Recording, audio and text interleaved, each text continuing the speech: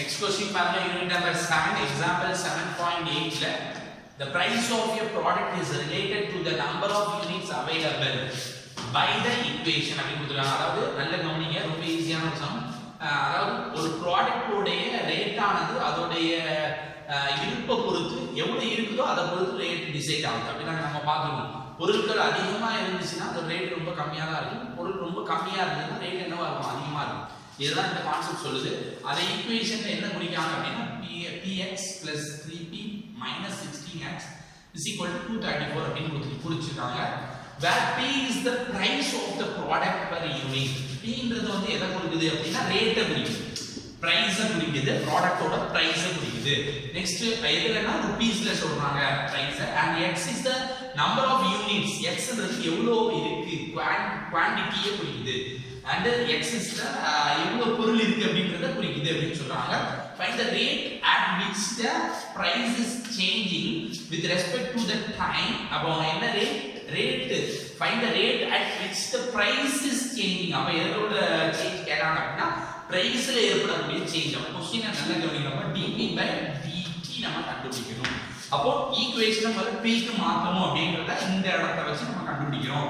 next to the time when 90 units are இருக்கும்போது 90 unit எங்க measure பண்ண முடியாது. அதாவது 90 யூனிட்னா அந்த குவாண்டிட்டி எது மெஷர் பண்ணுது அப்படின்னா x சொல்றாங்க. அப்ப x = 90 யூனிட்ஸ் அப்படிங்கறத நம்ம அப்டேட் பண்ணணும். and it is are available and the supply is increasing at the rate of 15 unit per week. அப்போ x ல வந்து 15 யூனிட் per week. அப்ப dx by dt யோட வேல்யூ நமக்கு என்ன கொடுத்தாங்க, 15 யூனிட் per week அப்படிங்கறத கொடுத்திருக்காங்க. இப்ப பாருங்க நம்ம சால்வ் பண்ண போறோம். சொல்யூஷன் எனக்கு தேவையானது என்ன கேட்காங்க அப்படின்னா பிரைஸ்ல ஏற்படக்கூடிய சேஞ்ச். அப்ப dp by dt அவங்க கொடுத்த ஈக்குவேஷன் நம்ம p க்கு மாத்த போறேன். முதல்ல கிவன்ல என்ன கொடுத்திருக்காங்க அப்படினு பாருங்க. px plus 3p minus 16x is equal to 234 கொடுத்திருக்காங்க. இந்த பிரைஸ்க்கு நம்ம மாத்தணும் அப்படினா என்ன செய்ய போறோம் அப்படினு பாருங்க. இங்க இருக்கக்கூடிய -16x அந்த சைடு கொண்டு போறேன்.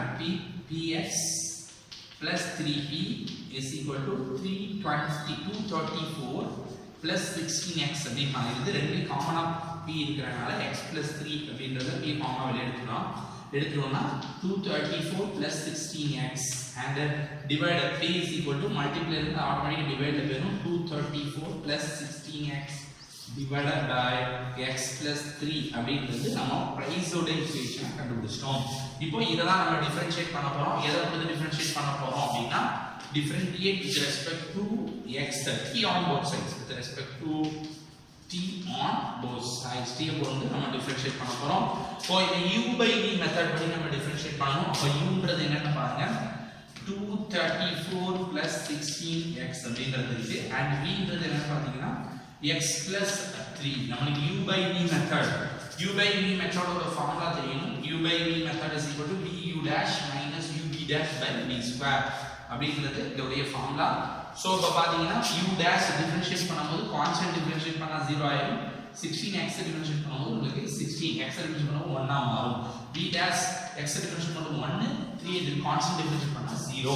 சோ இத நம்ம டிஃபரன்ஷியேட் பண்ண போறோம். dp by dt is equal to what is the value பாருங்க 20 vu dash னா ஃபார்முலா பாருங்க vu dash அப்போ x plus 3 into 16 and minus vu dash minus ub dash னா 234 plus 16x v dash ஓட value 1 divided by v square ஓட value பாருங்க x plus 3 the whole square.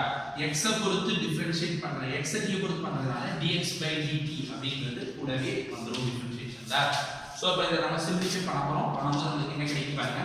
16 கொண்டு உள்ள மல்டிப்ளை பண்ணுங்க plus 16 into 3 and minus 1 multiply பண்ணா 234 and plus 16x divided by x plus 3 the whole square அப்படினு கிடைக்குது. இதுல எது கேன்சல் ஆயிடும் அப்படினா minus into minus plus minus 1 sorry minus 1 தான் நமக்கு என்ன கேன்சல் ஆயிடும் அப்படினா 16x கேன்சல் ஆயிடும் dx by dt.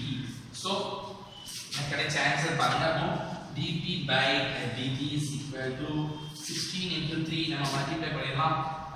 8 balance 1 48. Above 48 minus 234 divided by x plus 3 the whole square into dx by dt அப்படிங்கிறது நமக்கு ஆன்சரா ஈக்குவேஷன் சால்வ் பண்ணா கிடைச்சிருக்கு. இதையும் நம்ம சிம்பிளிஃபை பண்ணலாம். 234 இன் மைனஸ் 42 234 இன் மைனஸ் பண்ணும்போது நமக்கு கிடைக்கக்கூடிய வேல்யூ என்ன அப்படின்னு பார்த்தோம்னா dt by dt யோட வேல்யூ நம்ம கண்டுபிடிச்சிடலாம். அப்ப 234 வந்து 42 நீங்க மைனஸ் பண்ணுங்க, பண்ணும்போது உங்களுக்கு கிடைக்கக்கூடிய வேல்யூ and 48 பண்ணும்போது 14. அப்போ பேலன்ஸ் இருக்கு நமக்கு 6 இருக்கும் and இங்க 2 இருக்கு about 12 வரும். அப்போ 1 12 ல 4 பண்ணா 186 minus 186 கிடைக்குது. minus 186 divided by x plus 3 the whole square dx by dt அப்படிங்கிறது நமக்கு இந்த வேல்யூ கிடைக்கும். dt யோட value minus 186 divided by x plus 3 the whole square dx by dt அப்படி நம்ம கண்டுபிடிச்சிருக்கோம். கண்டுபிடிச்சிட்டு இப்போ பாத்தீங்கன்னா பிரைஸ்ல இருக்கக்கூடிய சேஞ்ச்ல அவங்க கொடுத்துக்கூடிய क्वेश्चनல உள்ள வேல்யூஸ் நம்ம சப்ஸ்டிட்யூட் பண்ண போறோம். Respected to the time when 90 units are available கொடுத்திருக்காங்க.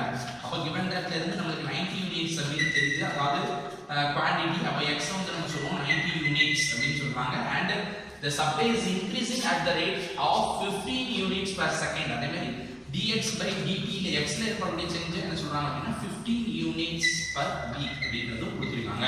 இத நம்ம ரெண்டையும் சப்ஸ்டிட்யூட் பண்ணலாம். சப்ஸ்டிட்யூட் பண்ணும்போது -186 divided by x ஓட வேல்யூ என்ன வரும் அப்படினா 90 plus 3 the whole square அப்படி கிடைக்குது. and dx by dt ஓட வேல்யூ 15 அப்படி கிடைச்சிருக்கு. equal to -186 divided by 93 ஸ்கொயர்ன்றதால 93 into 93 போடலாம் into 15. இப்போ கேன்சல் பண்ணலாம்.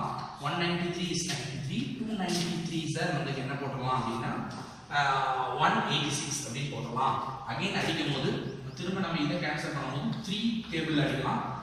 5 3s are 15 இப்படி கேன்சல் பண்ணலாம். and 3 3s are 9, 1 3 is 3 அப்படி அடிக்கும்போது நமக்கு 2 5s are -10 by 31 அப்படிங்கிறது கிடைக்குது. இந்த -10 by 31 நம்ம டிவைட் பண்ணும்போது நமக்கு கிடைக்கக்கூடிய ஆன்சர் ஆனது -0.32 அப்படி அப்படினா dp by dt யோட வேல்யூ -0.32 rupees per week. அப்போ ரேட்ல ஏற்படக்கூடிய சேஞ்ச் வந்து வாரத்துக்கு என்ன நடக்குது அப்படினா மைனஸ் ரெடியூஸ் ஆகுது, குறையுது. அதனால மைனஸ் அப்படி போட்டு 0.32 rupee per week.